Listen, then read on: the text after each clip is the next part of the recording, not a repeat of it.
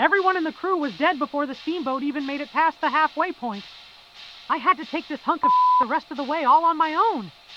I was journeying from one hellhole to the next. The further upriver I went, the more I was reminded of the everlasting damnation that awaits me.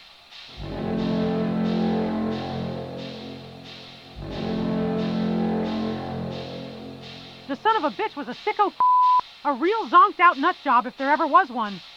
Pictures of him turned my hair gray, made my skin crawl, all while I was still on this shitty boat, stuck upstream with nothing but for miles round in every direction.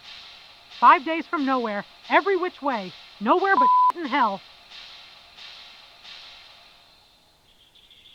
The steamboat almost capsized before I made it to shore.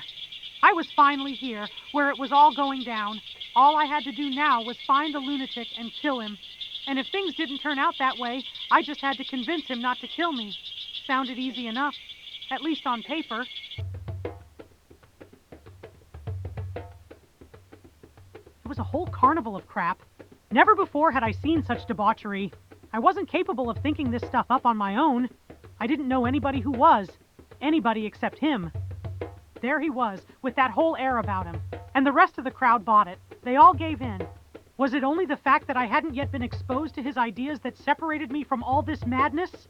How did I know I wasn't insane? Shit. Back home, all these people would be locked up. But down here, I look like the fucking crazy one. Who's to say what's sane and not?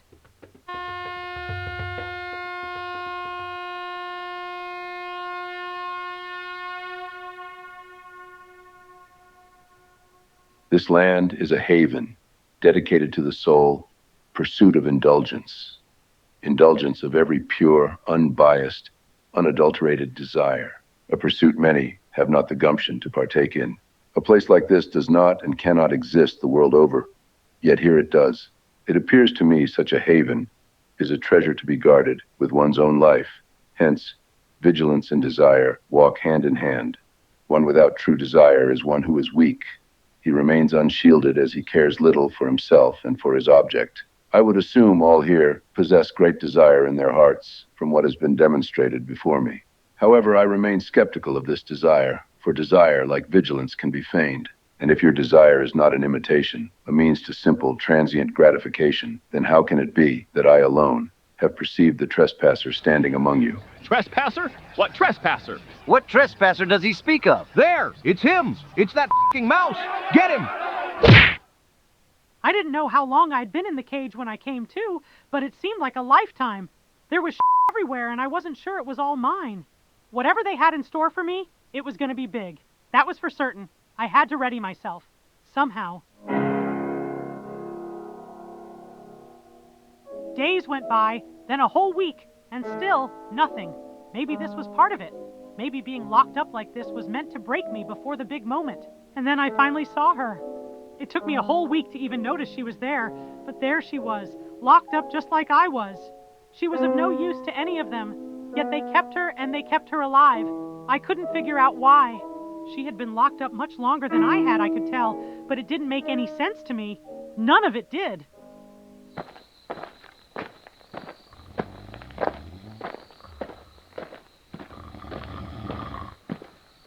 Many attempt to penetrate this land. Many fail, but some make it, and they now indulge with us. These few who make it, they are not trespassers. Rather, they are newcomers, seeking the desires their hearts long for. Many a times they know not even what they seek, but when they come here, they find it. They always do. It may not be found instantaneously. Rarely does introspection require less than a lifetime. So, they wait. They wait till they learn who it is they are and what it is they wish for.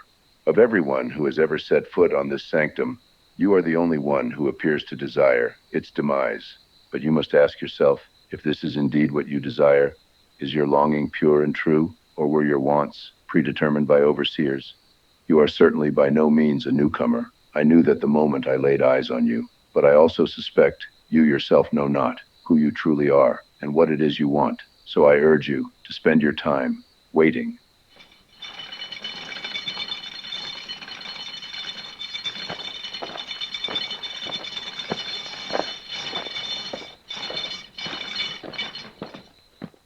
He had to be f***ing with me. I walked all over this goddamn place and nobody batted an eye. I couldn't just kill him. I didn't know if he had an ace up his sleeve and he was using that against me. The smart son of a bitch. I had to be sure. I had to be sure I could take his life. I had to be sure it could be done.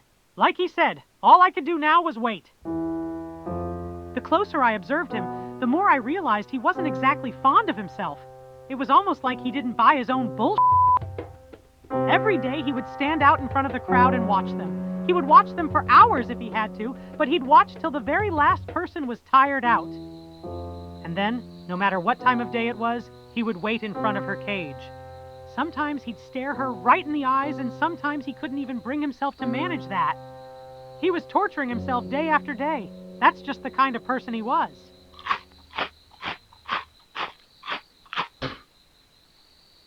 It has become evident, after long periods of pondering, that I have ended up a failure. I have spent my time pursuing the cultivation of this haven, this shrine to desire, and only now is it clear to me that such a place cannot be sustained. It should have been obvious. It should have been obvious from the start, but I was instead oblivious. It must be apparent to you as well. The reason this so-called sanctum shall fall is due to its inherent emphasis on indulgence. Indulgence, as I see clearly now, dissuades from all things but indulgence itself. Someday, one or many who are far stronger in their convictions shall come and bring about an end to this. Perhaps that day is already near at hand, but I must do all within my capacity to prolong it. Why am I not dead yet, or tortured? Because you do not need to be. It was finally time.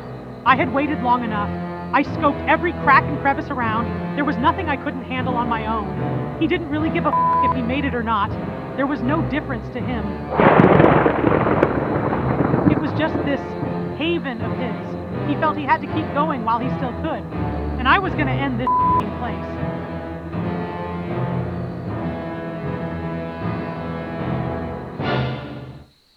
Those who wait long enough shall truly find the many wants of their hearts.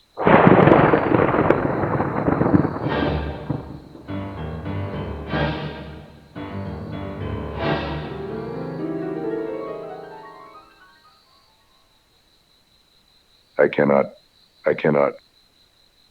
In the end, after everything, he was the one who couldn't do it.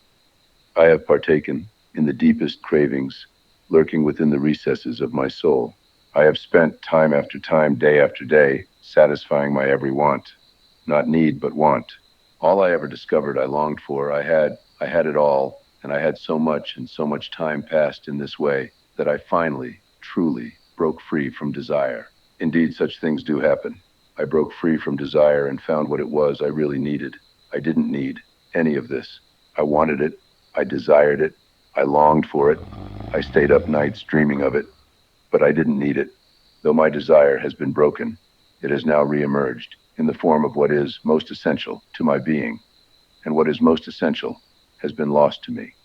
I am older now. I am more weary. My time has been wasted, and I live now only as a failure who must observe his many failings, day after day, night after night.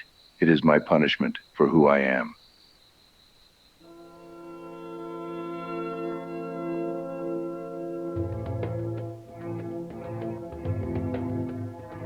Go forth and indulge.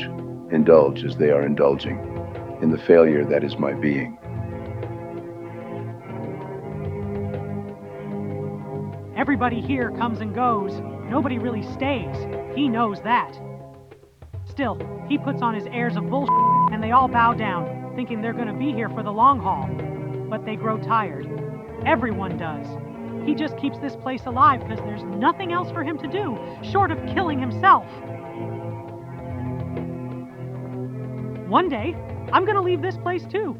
But she will be here as long as he's breathing. She was the ideal he and everyone here were meant to strive for.